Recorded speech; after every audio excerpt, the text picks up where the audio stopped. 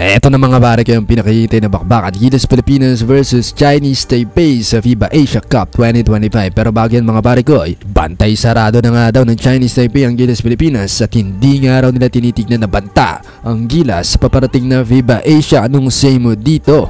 Nakadalawang tune-up game na nga ang Gilas Pilipinas bilang pag-aanda sa FIBA Asia kontra sa team ng Macau sa team ng Jordan, at nagalit pa nga ang head coach ng team ng Jordan sa kanyang mga players sa pagkatalo sa Gilas Pilipinas dahil natambakan sila ng Gilas. At syempre ito ng pinakahintay, Gilas Pilipinas versus Chinese Taipei. Usapang Chinese Taipei stopper wala nang iba kundi si Renza Bando. Sayang na sayang nga lang at hindi napasama sa Gilas Pilipinas, pero ibang klase to, talagang dinipensa ng Hinton Brothers ng Chinese Taipei sa isang laro. Dito nga ay wala nagawa ang national team ng Chinese Taipei para pigilan si Renza Bando. Pinagsusupal pa ng national team ng Chinese Taipei at nagalit pa nga dito ang head coach ng Chinese Taipei. Pero bago ang bakbakan ng Gilas Pilipinas versus Chinese Taipei sa August 6, panoorin nyo muna dito kung paano pinigilan na Renza Bando ang national team ng Chinese Taipei. Nakikipagsabayan sa ilalim sila kay Renza Bando number 23 kontra sa 7-footer ng Chinese Taipei na makakalaban din ng Gilas Pilipinas sa FIBA Asia. Maaga pa lang mainit na kagad yung depensa ni Renza Bando, nakakuha ng steal at easy basket nga yan para kay Renza Bando kontra pa sa 7-footer ng Chinese Taipei and 1. At ito ang dapat bantayan ng Gilas Pilipinas sa FIBA Asia kontra Chinese Taipei, ang kanilang mainit na 3-point shooting.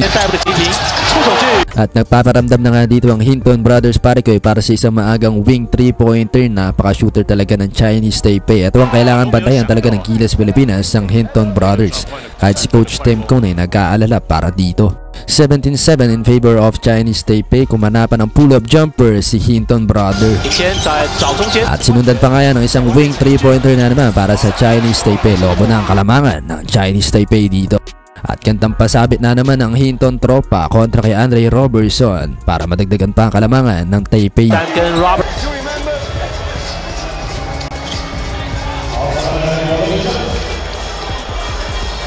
Konting yabang at angas ng Hinton, talagang maangas din at may ibabat-bat din itong Hinton Brothers mga pare ko. Pero wag ka, tingnan nyo ang gagawin ni Renza Bando para mapigilan ang mamayagpag ng Chinese Taipei dito sa second half. Pagdating talaga sa depensa, ayaw talaga magpaawat nila kay Renza Bando, kahit 7-footer talagang nakikipagpalagan na itong sila kay.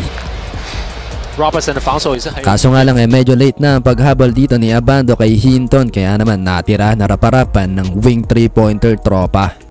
Kahit nga ang Gilas Pilipinas pansin natin talagang nahihirapan sa pag-defend sa mga 3-point shooters mga pare ko ng kanilang nakakalaban.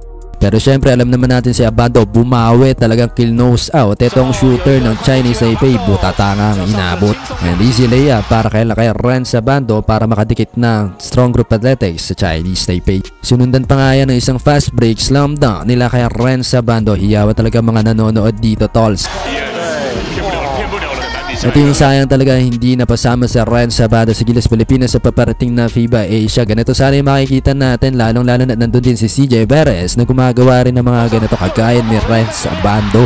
Sa pangunguna ng Renza Bando, matindi ang backcourt dito ng strong group athletics para lumamang na nga sa Chinese Taipei. Kahit Hinton Brothers na pinagmamalaki ng Chinese Taipei na naglalaro pa sa NCAA, wala nagawa dito kay Renza Bando.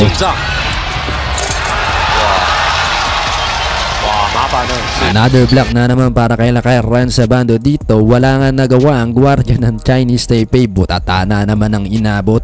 Back to back hustle para kay Lakay, isang floater na naman ang kinana para sa strong group athletics. Pero dito Hinton Brother didiskarte para sa Chinese Taipei. Tambakas na nga dito ang Chinese Taipei kaya gagawa na ng paraan ng Hinton Brothers. Yun nga lang patuloy ang matinding depensa ang pinapakita ng Renza Bando. Laki ni ambag sa strong group athletics para makalamang na nga ng sobra-sobra sa Chinese Taipei. At hindi lang bilis at depensa ang bao nila kay shooter na rin ito pare koy. At dahil nga sa matinding hustle, laking ambag ni Renza Bando dito sa strong group athletics, nakakuha nila ang panalo kontra pa yan sa national team ng Chinese Taipei na tumalo sa Gilas Pilipinas.